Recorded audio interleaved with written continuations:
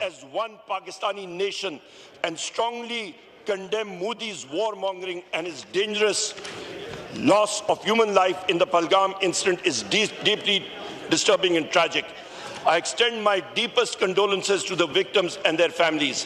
When the false flag Pulwama operation incident happened, we offered to extend all-out cooperation to India, but India failed to produce any concrete evidence.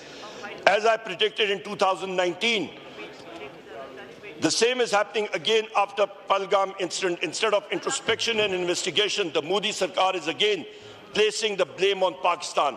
Being a country of 1.5 billion people, India next needs to act responsibly instead of messing with the region already known as a nuclear flashpoint. Peace is our priority, but it should not be mistaken as cowardice. Pakistan has got all the capabilities to give a befitting response. जनाब speaker, ये वज़ीर आज़म इमरान खान साहब की tweet थी। हमें कभी भी अपने दुश्मन के आगे एक कमजोर आवाज में बात नहीं करनी चाहिए, कभी भी। मेरे वज़ीर आज़म इमरान खान साहब ने बात भी की थी कि ये मुल्क भी मेरा, ये फौज भी मेरी। यहाँ के हमारे साथी, हर एक शख्स जिस वक्त खुदा न खास्ता जंग छिड़ती है, हम लोग अपनी जानें निछावर करने के लिए अपने मादरे वतन के लिए हाजिर होंगे और मौजूद होंगे। यहाँ के मैं नहीं कह सकता। जनाब स्पीकर, यहाँ पे मैं ये बात भी कहता चलूं कि इंडस वाटर ट्रीटी मोदी सरकार ने इसको वेपनाइज किया। 19 सितंबर 1960 को ये इंडस वाटर ट्रीटी साइन हुई थी प्रेसिडेंट अयूब खान साहब और जवाहरलाल नेहरू साहब के दरमियान, और इस ट्रीटी की वजह से पाकिस्तान और हिंदुस्तान की जंगें भी हुई हैं, कन्फ्लैग्रेशंस हुई हैं, सब कुछ हुआ, पर this treaty withstood the test of time. आज ये शख्स इसको वेपनाइज कर रहा है। यहां पे ये मैं कहता चलूं कि मुख्तलिफ इसी हाउस में मुतअद्दिद बार मैंने ये बात सुनी कि प्रेसिडेंट अयूब खान ने खुदा न खास्ता पाकिस्तान का पानी बेच दिया।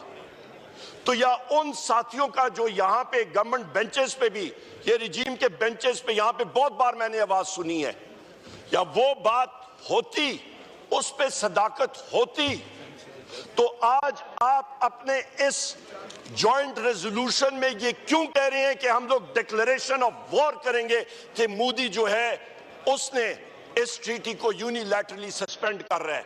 लिहाजा 19 सितंबर 1961 की इंडस वाटर ट्रीटी दुरुस्त थी, पाकिस्तान के फायदे में थी, और आज पाकिस्तान भैया आवाज होके मोदी को कह रहा है कि या तुमने इंडस वाटर ट्रीटी को वायलेट किया, ये एक डिक्लेरेशन ऑफ वॉर होगी।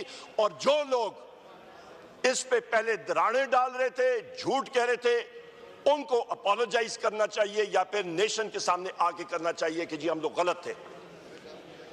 यहां पे मैं ये भी कहता चलूं जनाब स्पीकर कि 10 मई 1940 को जिस वक्त सेकेंड वर्ल्ड वॉर 1939 में छिड़ गई थी, और ये मिसाल क्यों जरूरी है, ये लीडरशिप के हवाले से मैं बात कर रहा हूं। 10 मई 1940 को जिस तरह मोदी है, मैं फिर कह रहा हूं, और जो मेरे कायद ने भी बार इसको इक्वेट किया है मोदी को हिटलर के साथ, ये उसी तसलसल की बात मैं कर रहा हूं। 10 मई 1940 को हिटलर ने यूरोप के लोलैंड कंट्रीज को, लो कंट्रीज को इन्वेड किया। उस वक्त चेम्बरलिन था प्राइम मिनिस्टर बरतानिया का, और उसने उससे पहले हिटलर को अपीज करने के लिए जब वो पोलैंड गया, बरतानिया चुप। जिस वक्त वो नॉर्वे में उसने इन्वेजन की और बरतानवी फौजी वहां पे गए और फिर उनको सरेंडर करना पड़ा, बरतानिया चुप। जब लो कंट्रीज की इन्वेजन हुई, बर्तानिया में और वेस्टर्न वर्ल्ड की आंखें खुली कि एक शख्स जिसने खून की होली खेलनी थी, जिसका नाम हिटलर था, उसका अभी रास्ता रोकना जरूरी है और वो कोई कमजोर आदमी नहीं रोक सकता था। लिहाजा उसी दिन British parliament house of Commons का इजलास हुआ, वोट ऑफ कॉन्फिडेंस हुआ और चर्चिल ने वो वोट ऑफ कॉन्फिडेंस जीती, क्योंकि उनको एक वॉर टाइम प्राइम मिनिस्टर चाहिए था जो कि मुकाबला कर सकता था हिटलर का, ना कि एक वीक नीड जिसकी काम पे टांग रही हो। और उस शख्स के आने से आप देखें कि सेकेंड वर्ल्ड वॉर का कोर्स क्या तब्दील हुआ। वही बर्तानिया की फौज जो नॉर्वे में सरेंडर कर गई थी चंद महीने पहले, उसके बाद डंकर्क से रिट्रीट हुई और आहिस्ता आहिस्ता उसकी वो फेमस स्पीच चर्चिल की कि we will fight on the beaches, we will fight on the land, we will fight in the air, मुल्क को मुत्तहिद कर दिया उसने। आज भी जनाब स्पीकर, इस कौम को जरूरत है कि इस मुल्क का वजीर आजम इमरान खान हो।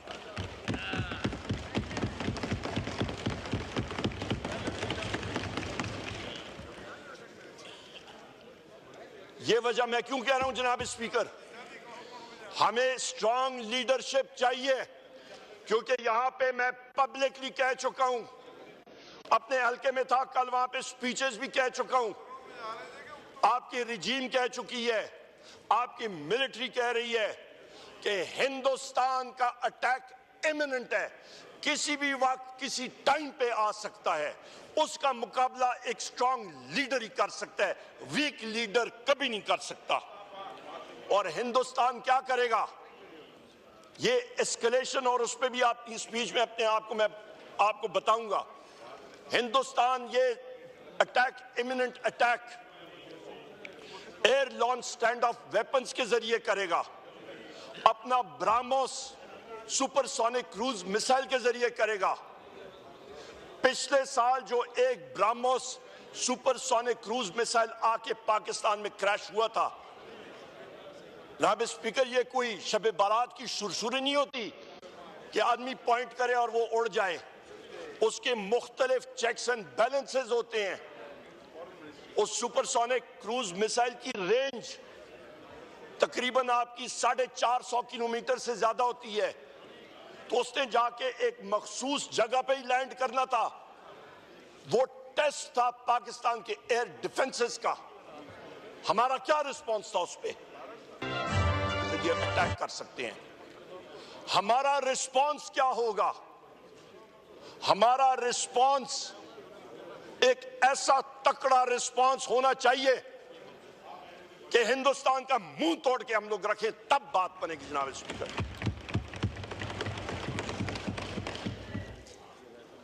जनाब स्पीकर, यहां पे पाकिस्तान में न्यूक्लियर ट्रिगर्स क्या हैं जिसकी वजह से न्यूक्लियर जंग छिड़ सकती है।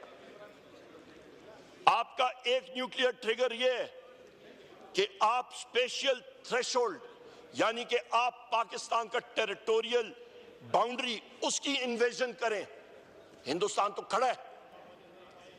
आपका कोल्ड स्टार्ट स्ट्रेटेजी और ऑपरेशन ब्लास्ट एक्ट जो 1986-87 में 86-87 में जनरल सुंदर जी के टाइम पे शुरू हुआ था, उसके बारे में भी बात कर रहा हूं। उनके मेन बैटल टैंक्स तो उस जगह पे इंटरनेशनल बाउंड्री पे उसके करीब खड़े हैं। और एरियाज कौन कौन से हैं, आपका सामने आ जाता है जनाब जम्मू का इलाका, आपका आ जाता है सियालकोट, और आपका आ जाता है छम का इलाका, लाहौर, कसूर। आप नीचे चले जाए रन ऑफ कच एरियाज, यहां पे वो टेरिटरीज हैं जहां पे इनके मेन इंकर्जन आ सकती है, टैंक अटैक्स आ सकते हैं। इसके साथ साथ आपका दूसरा न्यूक्लियर ट्रिगर क्या है जनाब स्पीकर, कि आपकी मिलिट्री थ्रेशोल्ड की डिस्ट्रक्शन, खुदा न खास्ता कि पाकिस्तान की अफवाज को इतना डिग्रेड कर दें कि वो रन ओवर हो जाए। आपके पास तीसरा ट्रिगर क्या है न्यूक्लियर ट्रिगर का, न्यूक्लियर थ्रेशोल्ड का, इकोनॉमिक स्ट्रैंगुलेशन, कि आपका गला वो इक्तिसादी तौर पे दबा दें और आपका ब्लॉकेट करें हाई सीज पे और समुंदर पे, ये इंडियन नेवी का टास्क है, उसके ऊपर भी मैं आता हूं। और चौथा न्यूक्लियर ट्रिगर आपकी पॉलिटिकल इंस्टेबिलिटी है कि पाकिस्तान की गवर्नमेंट को डिस्टेबलाइज करना। इसके लिए हमें हिंदुस्तान की जरूरत नहीं है जनाब स्पीकर।